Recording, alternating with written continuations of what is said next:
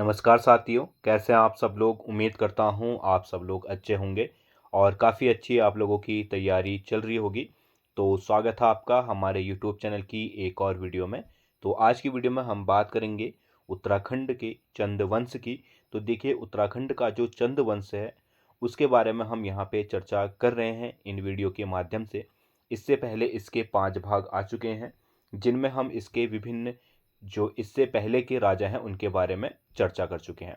तो 5वें भाग में हमने जो अंतिम शासक जाना था वह जाना था जगतचंद के बारे में। तो जगतचंद के बाद जो अगला शासक आया वह था हमारा देवी चंद, और इसके बारे में और इससे आगे के जो शासक रहे उनके बारे में हम जानेंगे आज इस वीडियो में।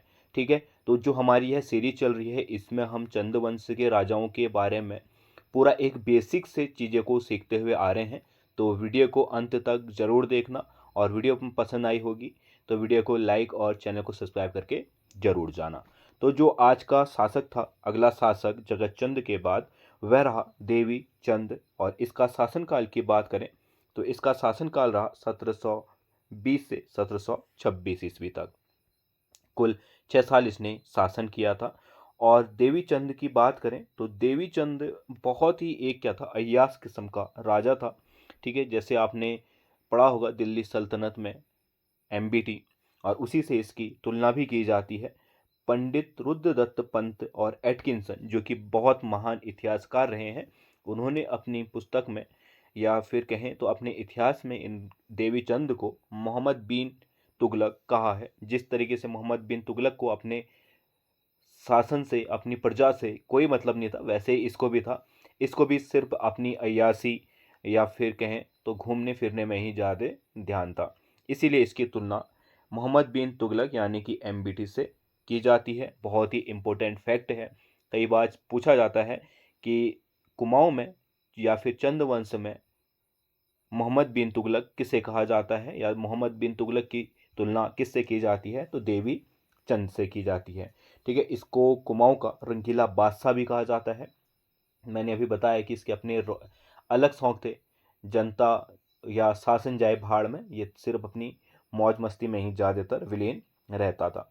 ठीक है, और इसने अपने जो ताम्रपत्र हैं, ताम्रपत्रों में इसका नाम देवी सिंह से मिलता है। देवी सिंह इसने पत्र जो है उपयोग किया है। ठीक है, इसके समय से ही जो रोहिल्ले थे जो कि तराई क्षेत्र से आ रहे थे, उन्होंने अपना आक्रमण की शुरुआत इसी के शासनकाल से हुई थी। इम्पोर्टेंट है, पूछता है कि रोहिल्लों के आक्रमण की शुरुआत किसके काल से हुई थी, किस चंद शासक शासक के काल से हुई थी। तो किस चंद शासक के काल से हुई थी, देवी चंद के। ठीक है, फिर देवी चंद ने रणचूला कोट जो कि 1723 में हुआ था, युद्ध लड़ा प्रदीप शाह के समय, प्रदीप शाह के साथ। तत्कालिक गढ़वाल के पवार वंश के शासक थे, जिसमें इसको क्या मिली, पराजय मिली।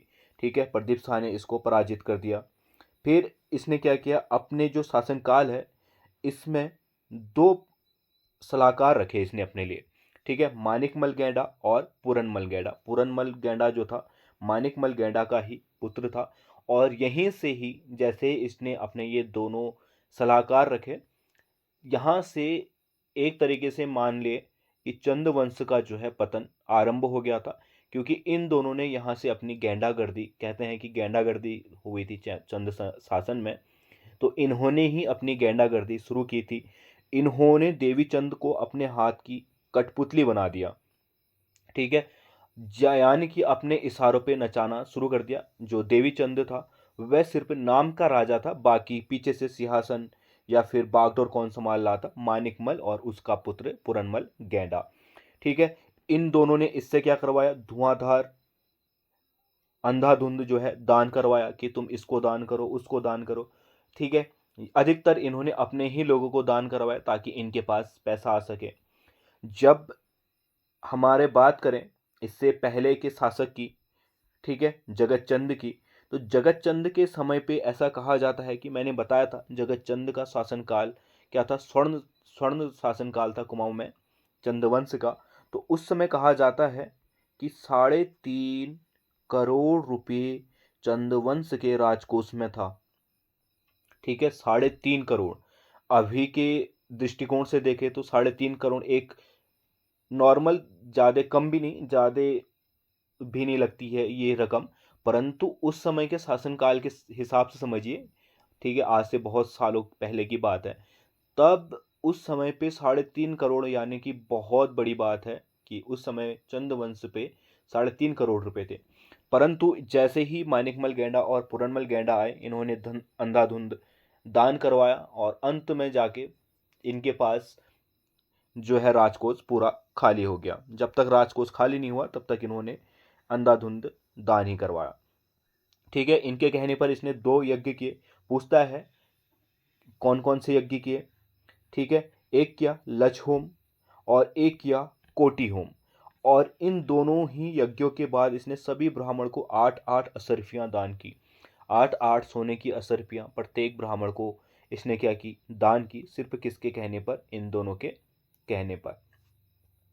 ठीक है, फिर जैसे ही मानिकमल गेंडा और पूरनमल गेंडा को थोड़ा बहुत क्या लगा कि चलो अब इसको रास्ते से हटा लेते हैं, थोड़ी दिक्कत कर रहा है, तो इन दोनों ने क्या किया, मानिकमल गेंडा और पूरनमल गेंडा ने, ठीक है, और एक रणजीत पतोलिया था इन्हीं का साथी, इन्होंने देवीचंद की हत्या कर दी। ठीक है, देवीचंद की जैसे इन्होंने हत्या कर दी, तब अगला शासक जो बना वह बना हमारा राजा अजीत चंद। ठीक है, किसके बाद, देवी चंद के बाद। तो राजा अजीत चंद तो जो था, क्योंकि देवी चंद का कोई पुत्र नहीं था, तो राजा अजीत चंद को इन्होंने अगला शासक बनाया, क्योंकि ये खुद शासक नहीं बन सकते थे, क्योंकि जनता सिर्फ चंद्रवंश को ही अपना राजा मानती थी। अगर ये लोग बैठते तो जनता द्वारा पक्का क्या होना था, विरोध होना था, और इन्होंने ऐसे ही व्यक्ति को बैठाना था जो जिसको ये क्या कर सके, अपने हाथों से नचा सके। ठीक है, तो जैसे ही अजीत चंद बैठा, अजीत चंद आखिरकार था कौन, यह ज्ञानचंद की जो पुत्री थी, जिसका रोहिलखंड में विवाह हुआ था नरपत सिंह से, तो उन्हीं के पुत्र अजीत सिंह को इन्होंने गद्दी पर बैठाया अजीत चंद के नाम से। ठीक है, इसको किसने, पूरनमल गेंडा ने अब गद्दी पर बैठाया था। मैंने बताया मानिकमल गेंडा का जो पुत्र था पूरनमल गेंडा, उसने इसको क्या किया, गद्दी पर बैठाया। इसी के कहने पर ये गद्दी पर बैठा और इसी ने अपने इशारों से इसको नचाया। ठीक है, और इसके काल में, राजा अजीत चंद के काल में जो गेंडागर्दी थी वह अपने क्या थी, चरम पर थी। पूछेगा सवाल कि गेंडागर्दी किसके शासनकाल पर चरम पर थी, तो राजा अजीत चंद के। ठीक है, बाद में इन्होंने इसकी भी क्या कर दी, हत्या कर दी और साइड कर दिया। ठीक है, फिर इसके बाद जो अगला शासक बना वह बना राजा कल्याण चंद पंचम। ठीक है, राजा कल्याण चंद पंचम जो था, यह पहले से ही पुत्र था चंद्रवंश का, जो कि क्या, गृह क्लेश के कारण नेपाल को भाग गया था, और नेपाल में ही एक या डोटी क्षेत्र में गए तो अपनी मजदूरी करके जीवन यापन कर रहा था। इसको क्या किया, पूरनमल गेंडा ने ढूंढा नेपाल से। ठीक है, नेपाल से ढूंढा, और बहुत ही निरक्षक अनपढ़ जो मंद बुद्धि था ये, और मजदूरी करता था नेपाल में। ठीक है, और इसको पूरनमल गेंडा ने नेपाल से लाया और इसको कुमाऊं में चंद्रवंश का शासक बना दिया। परंतु जैसे यह आया तो इसको जनता से या खबरी से अपने राजपाट की जानकारी मिली, और इसको पता चला कि गेंडा जो लोग हैं ये क्या कर रहे हैं, अपनी ज़्यादा हस्तक्षेप कर रहे हैं। तो इसने मानिकमल गेंडा, पूरनमल गेंडा व उसके साथियों को मरवा दिया, ताकि वह क्या करें, आसानी से अपना शासन चला सके। ठीक है, और इसी के साथ साथ इसने एक और आदेश दे दिया अपनी जनता में कि जितने भी चंद्रवंश के हैं उन सबको मार दिया जाए। बहुत ही अजीब ये क्या था, इसका आदेश था, और इस आदेश के पीछे इसका सिर्फ औचित्य यही था कि कल के दिन कोई चंद्रवंश का राजा या फिर पुत्र आके इसको गद्दी से ना हटाए और ये अपना शासन अच्छे से करे। ठीक है, इसी के लिए इसने क्या किया, सभी चंदों को मरवाने का या चंद्रवंश को मरवाने का आदेश दे दिया। ठीक है, और इसने बीजाड़ के एक लक्ष्मीपति जोशी थे के पुत्र शिवदत्त या शिवदेव जोशी, कई जगह पे इनका नाम शिवदत्त जोशी से भी उल्लेखित है, तो उनको क्या किया, अपना सेनापति व दीवान नियुक्त किया। और इसके बाद हम जो शिवदत्त जोशी हैं इनका भी बहुत बड़ा रोल देखेंगे चंद वंश में। ठीक है, और आगे की राजनीति में इनका बहुत बड़ा योगदान रहा कुमाऊं में। ठीक, तो इसके समय पे 1743 से 1744 के बीच रोहिल्लों ने आक्रमण कर दिया, जिसका नेतृत्व अली मोहम्मद खां ने किया था। ठीक है, अली मोहम्मद खां के नेतृत्व में 1743-44 में रोहिल्लों ने आक्रमण कर दिया और पूरा कुमाऊं क्षेत्र विजित करके अल्मोड़ा में अपना डेरा डाल दिया था। और अल्मोड़ा में लगभग 7 माह तक इन्होंने क्या किया, अपना अधिकार किया वहां पे। ठीक है, अधिकार किया। इस दौरान जो कल्याण चंद था वह कहाँ, गढ़वाल भाग गया और गढ़वाल के शासक, तत्कालिक जो शासक थे प्रदीप शाह, उनकी शरण में चले गया। जिसके बाद इन्होंने प्रदीप शाह से मदद मांगी और बाद में जब इन्होंने रोहिल्लों से बात की, प्रदीप शाह ने बात की गढ़वाल के शासक, तो रोहिल्लों ने वहां से जाने के लिए एक रकम मांगी और उस रकम को किसने अदा किया, प्रदीप शाह ने अदा किया। मैंने इससे पहले बताया था जगत चंद के शासनकाल में बहुत राजकोष था, परंतु उसके बाद देवीचंद या गेंडागर्दी जो शुरू हुई थी, उन्होंने पूरा राजकोष खाली कर दिया था। तो 3 लाख, मात्र 3.5 करोड़ से इनके पास 3 लाख रुपए देने के लिए राजकोष नहीं था रोहिल्लो को। तो वह पैसा किसने दिया था, प्रदीप शाह ने इसकी मदद की और रोहिल्लो को 3 लाख रुपए देके वहां से खाली करवाया और जो अल्मोड़ा क्षेत्र है उसको पुनः किसको सौंप दिया, कल्याण चंद को सौंप दिया। ठीक है, इसके बाद 1745 में रोहिल्लो ने नजीब खां के नेतृत्व में पुनः आक्रमण किया और उन्होंने सोचा कि चलो पुनः जाते हैं और पुनः पैसा लेके आ जाते हैं। परंतु क्या हुआ, इस बार जो शिवदेव जोशी था, ठीक है, इसने इसको विफल कर दिया, क्योंकि रोहिल्लो का आक्रमण का भी बहुत बड़ा फायदा था। इससे पहले जब इन्होंने आक्रमण किया था, एक तो इन्होंने पूरा कुमाऊं क्षेत्र लूटपाट की। ठीक है, 7 माह तक इन्होंने जो सभी जनता है उसको लूटा और उसके बाद 3 लाख रुपए अलग से ले गए यहाँ से।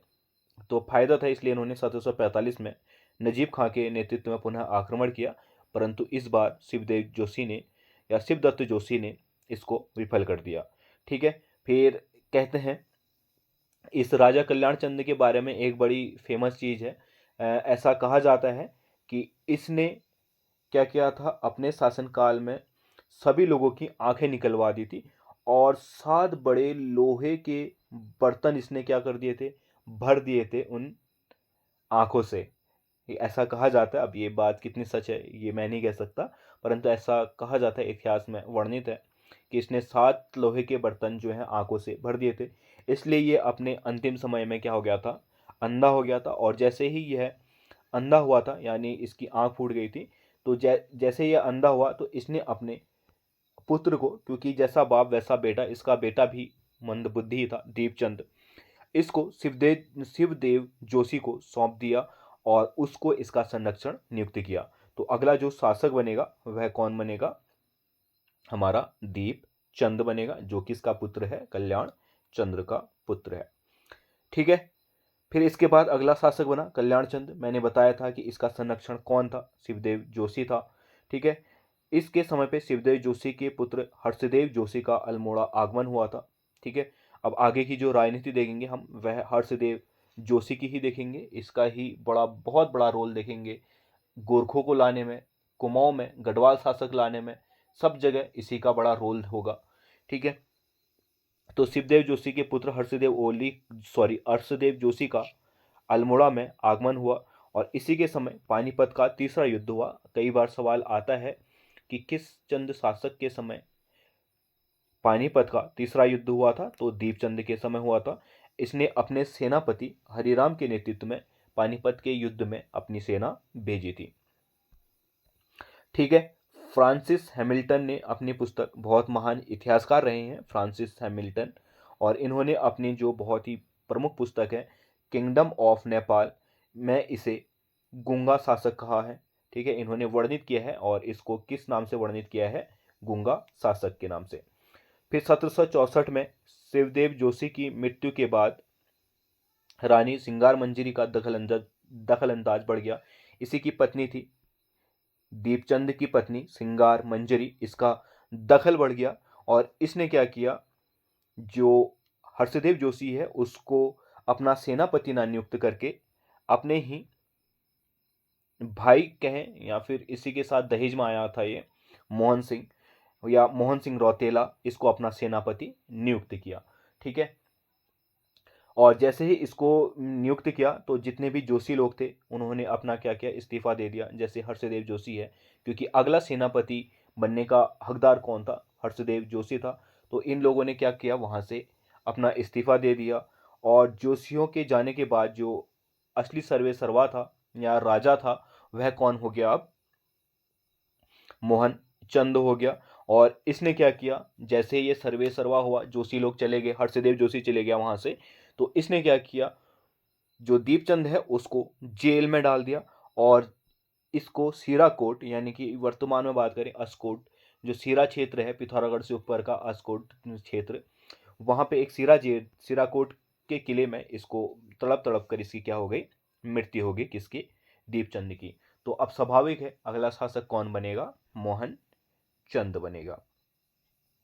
ठीक है, हर्षदेव जोशी को इसने क्या किया, कारागार में डाल दिया। और जैसे ये शासक बना, इसने हर्षदेव जोशी को, क्योंकि इसे पता था कि हर्षदेव जोशी कहीं ना कहीं से कुछ ना कुछ कर देगा, तो इसने इसको कहाँ पे, कारागार में डाल दिया और उम्र कैद की इसको सजा दे दी। परंतु जब हर्षदेव जोशी जेल में था तो इसने 2 पत्र लिखे अपनी रक्षा के लिए, या फिर कहें तो इसने आमंत्रित किया गढ़वाल को। 2 पत्र लिखे, एक गढ़ नरेश को लिखा और एक डोटी नरेश को लिखा। और दोनों ही पत्रों में इसने वर्णित किया कि कुमाऊं में जो है चंद वंश डगमगा गया है, यहाँ की सत्ता में राजा नहीं है, और क्या कहते हैं, मोहन चंद जो कि चंद वंश का नहीं है, वह इस सत्ता को संभाल रहा है। तो आप लोग यहाँ पे आके चंद वंश की बागडोर संभाले। ठीक है, तो ये चाहता था कि जब ये इन लोगों को बुलाएगा तो इसको बहुत इंपॉर्टेंट रोल मिलेगा, पुनः कि पहले की भांति इसको सेनापति बनाया जाएगा। तो इसलिए इसने दोनों जगह ही अपने पत्र भेज दिए ताकि कहीं ना कहीं से इसको मदद मिल जाएगी। ठीक है, और गुप्त पत्र भेजे इसने। ठीक है, मोहनचंद फिर जब इसने गढ़वाल पे भेजे तो गढ़वाल से तुरंत आक्रमण हो गया था। तो मोहनचंद ने 1789 में गढ़नरेश ललित शाह से बगाली पोखर का युद्ध लड़ा, जिसमें ललित शाह विजित हुआ। ठीक है, और गढ़वाल से यहाँ पे आक्रमण हुआ कुमाऊं में, और बगवाली पोखर का युद्ध कहा जाता है उसे 1789 में। और इसमें ललित शाह विजित हुआ। और ललित शाह जैसे ही कुमाऊं का राजा बना तो वह स्वयं राजा ना बन के उसने अपने पुत्र प्रद्युमन शाह को दीपचंद का दत्तक पुत्र, क्योंकि मैंने बताया आपको कि अगर चंद वंश से बाहर का कोई शासक बनता तो वहां पे क्या होता, जो जनता है उसका बहुत बड़ा विद्रोह हो जाता। इसलिए इसने क्या किया, अपने बेटे उद्योत उद्योत नहीं, प्रद्युमन शाह को इसके दत्तक पुत्र के रूप में गद्दी पर बैठा दिया। और इसने फिर प्रद्युमन चंद के नाम से क्या किया, अपना राजपाट शुरू किया। ठीक है, और जो मोहनचंद था यह भागकर रामपुर के नवाब नवाब के फैजुल्ला, ये ठा नहीं, ये फैजुल्ला है, फैजुल्ला खां की शरण में चला गया। ठीक है, फिर इसके बाद जो अगला शासक रहा वह प्रद्युमन शाह, या जिसने किस नाम से अपना किया, प्रद्युमन चंद के नाम से अपना शासनकाल शुरू किया। ठीक है, इसके बारे में हम जानेंगे अगली वीडियो में। अब 4 या 5 हमारे चंद शासक बचे हैं, जिसके बाद हमारा चंद शासन खत्म हो जाएगा। फिर इसके बाद हम इसकी प्रशासनिक जो ढांचे थे उनको समझेंगे। ठीक है, और फिर इसके बाद जो हमारा अगला चैप्टर शुरू होगा वह होगा कुमाऊं में डोटी शासन। तो धीरे धीरे हम जो उत्तराखंड का संपूर्ण इतिहास है इसको कवर करेंगे। तो आज की वीडियो में इतना ही। उम्मीद करता हूँ आपको वीडियो पसंद आई होगी। अगर वीडियो पसंद आई है तो वीडियो को लाइक कर देना, और चैनल में नए हो तो चैनल को सब्सक्राइब करके ज़रूर जाना। हम मिलते हैं अगले वीडियो में, तब तक के लिए बाय।